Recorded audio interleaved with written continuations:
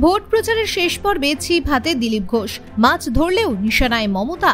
বৃহস্পতিবার প্রচারের শেষ দিনে বাঁকুড়া শহর সংলগ্ন ধলডাঙ্গা মোড়ের একটি পুকুরে ছিপ হাতে নেমে পড়লেন বিজেপি নেতা দিলীপ ঘোষ।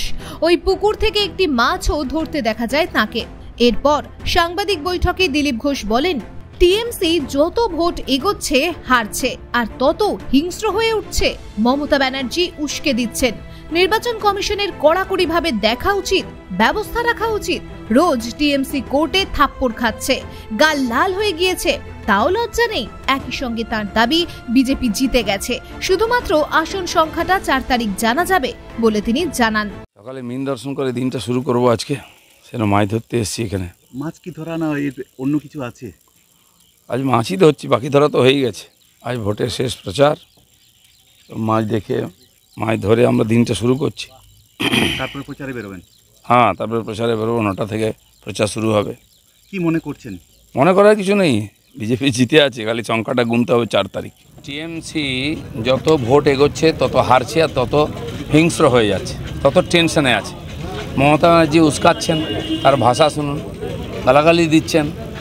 বাকি নেতারা তো খুঁজেই পাওয়া যাচ্ছে না ওদেরকে। এখন শেষ এই দক্ষিণবঙ্গ আর কলকাতা আশপাশটা বাঁচাবার চেষ্টা করছে, কিন্তু বাঁচাতে পারবে না। আর এই হতাশা থেকে এই ধরনের আক্রমণ, হিংসা শুরু হয়েছে।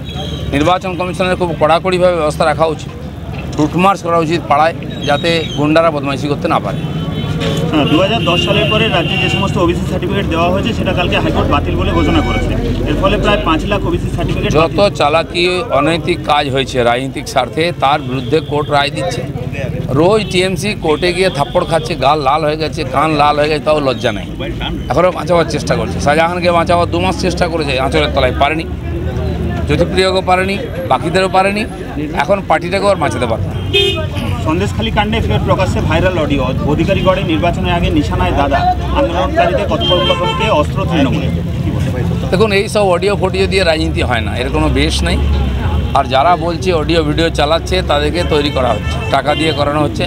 এর কোনো গুরুত্ব নেই, কোর্টেও টিকবে না। মানুষকে একটু বোকা বানানোর চেষ্টা হচ্ছে। মানুষ কিন্তু মন ঠিক করে নিয়েছে, মোদি শেষ কথা। উত্তর কলকাতায় তৃণমূলকে হারাবে?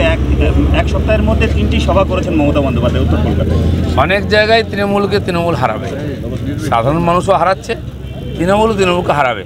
এমনকি সংখ্যালঘুদের মধ্যে এই ট্রেন্ড দেখা গেছে। সেটা নির্বাচন যখন রেজাল্ট ঘোষণা হবে বুঝতে পারবেন। 109 নম্বর ওয়ার্ডে বন্দুক নিয়ে বাড়ি বাড়ি শাসানির অভিযোগ। কেন সিপিএমকে দেওয়াল লিখতে দিয়েছিস? বাড়ি বাড়ি গিয়ে প্রশ্ন তৃণমূল সমর্থিত দুষ্কৃতীদের। নতুন কিছু না, বহু জায়গায় হয়েছে। দেওয়াল লিখেছি আমরা, তার সঙ্গে কথা বলে পরে তাকে জোর করে সই করিয়ে কমপ্লেন করানো হয়েছে যে আমার ইচ্ছার বিরুদ্ধে দেওয়াল লেখানো হয়েছে।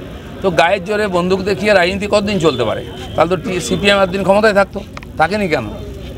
দুষ্কৃতকারীদের হাতে পুরো পার্টিকে তুলে দিয়েছেন মমতা, পুরো সরকার তুলে দিয়েছেন।